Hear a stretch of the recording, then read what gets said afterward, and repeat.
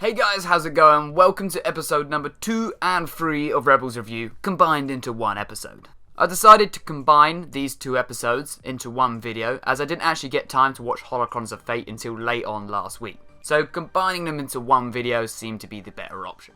The second episode of Star Wars Rebels Season 3, Holocrons of Fate, certainly didn't waste any time, much like the premiere. Within the first minute of the episode, Ezra's intrigue into the location of the Sith Holocron is shown straight away, leading to some more important interactions between him and Kanan. Not only that, but in the previous 2 seasons of Star Wars Rebels, a character of Maul's caliber would be briefly built up throughout an episode, normally not appearing until near the end of an episode, maybe about the halfway mark, definitely not before the 5-minute mark. However, we see him within the first few minutes of Holocron of Fate, jumping straight into the main plot of the episode without any meaningless filler talk, which is a huge bonus in my opinion, because we get much more of the plot which we want to see. I'm not sure how many of you guys have picked up on this, but I also like how a very large part of the Season 3 trailer has already been shown in the first 2 episodes of Star Wars Rebels Season 3. If you rewatch the Season 3 trailer, you'll find that kind of about half of the footage that's shown in the trailer has already been shown in the first 2 episodes. Well, what does this mean? Firstly, it means that nothing's been spoiled, and secondly, it means that they have tons more awesome content that we haven't seen yet. When you see an awesome trailer for a series, such as Star Wars Rebels Season 3, and then the content of the trailer is shown within the first few episodes, you know you're in for a good series. Ezra trying to take the lead and protect Kanan kind of emphasises just how much he blames himself for Kanan's blindness and the events of Season 2. It's also kind of cool, I think, to see the roles reversed in a sort of student becoming a teacher sort of way. Saying that, I'm glad that Kanan could finally show Ezra that his blindness does not make him weak. If anything, it makes him stronger as he's more in touch with his force capabilities, which is a more important part of his fighting style than his lightsaber skills. One really important part of the episode which some people kind of skipped over was when Kanan told Ezra that he doesn't blame him for his blindness. This is important because Ezra's guilt towards this would only push him further towards the dark side, and the father-son figure hug at the end kind of topped it all off and made sort of a restored equilibrium. Now, one thing I really didn't like was how Maul decided to try and throw Kanan outside an airlock instead of actually taking him on in combat. But that may have something to do with a newly blinded Kanan defeating Maul at the end of Season 2. Even though I'm pretty certain that if Maul and Kanan were to battle right now, Maul would win. One thing that has come across my mind in the first few episodes is actually who would win in a battle between Kanan and Ezra. In the 6 months between Season 2 and Season 3, Ezra has become extremely more powerful. However, whether Kanan's blindness has made him more powerful or less powerful is open to debate, so let me know what you think of that one down below. The Rebels actually had a plan to take down Maul after escaping his captivity on the Ghost by using the gravity against him. However, Maul completely wiped the floor with the Rebel crew, which is really good to see as no real Star Wars fans want to see Darth Maul completely nerfed. Kanan casually strutting into the room filled with holocron light was awesome to see, as it once again highlights that his blindness is an advantage and not a disadvantage.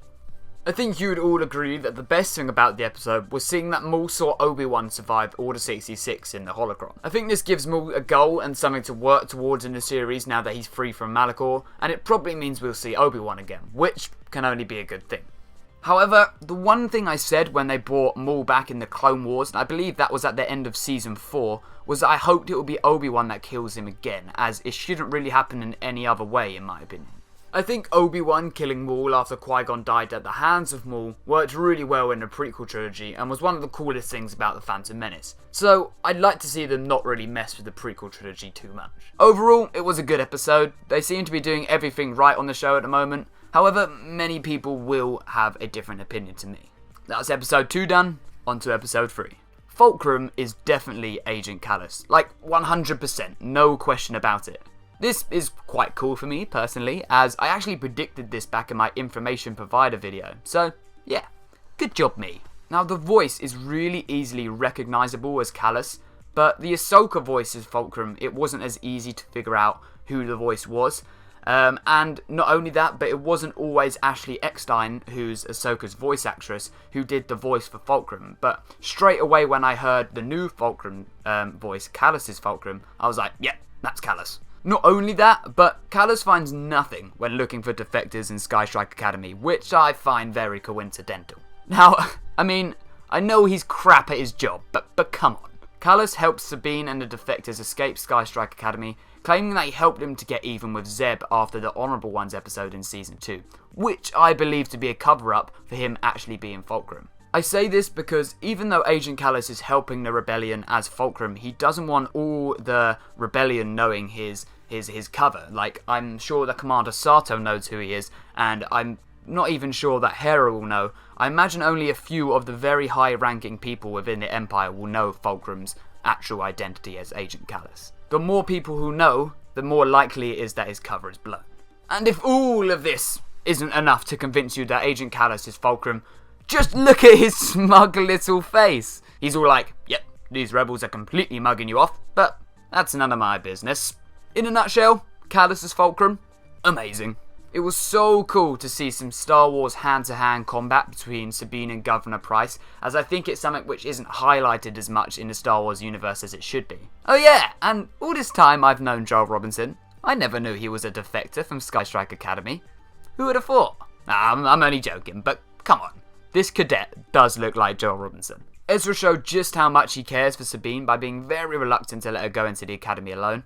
I feel like they maybe missed an opportunity here for Kanan and Ezra to have a chat about attachment and relationships, as Kanan and Hera's relationship is a not very straightforward one. It's not very clear what kind of relationship it is, so I think it would be really interesting to see what Kanan would tell Ezra about it and what his views on it would be.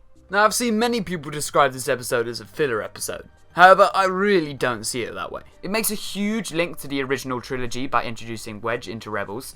It gives us Callus as a new Fulcrum who is bound to continue playing a really important part in the Rebels' success. We will definitely be seeing more of Callus as Fulcrum on a regular basis, just as we started seeing Ahsoka somewhat regularly in Season 1 as Fulcrum. If you have enjoyed this episode of Rebels Review and you want to see me continue the series, then be sure to hit that like button down below, as well as letting me know your thoughts on both the episodes, as you always do. But that's all from me for now, so I hope you all have a very, very nice day, and may the Force be with you. Always.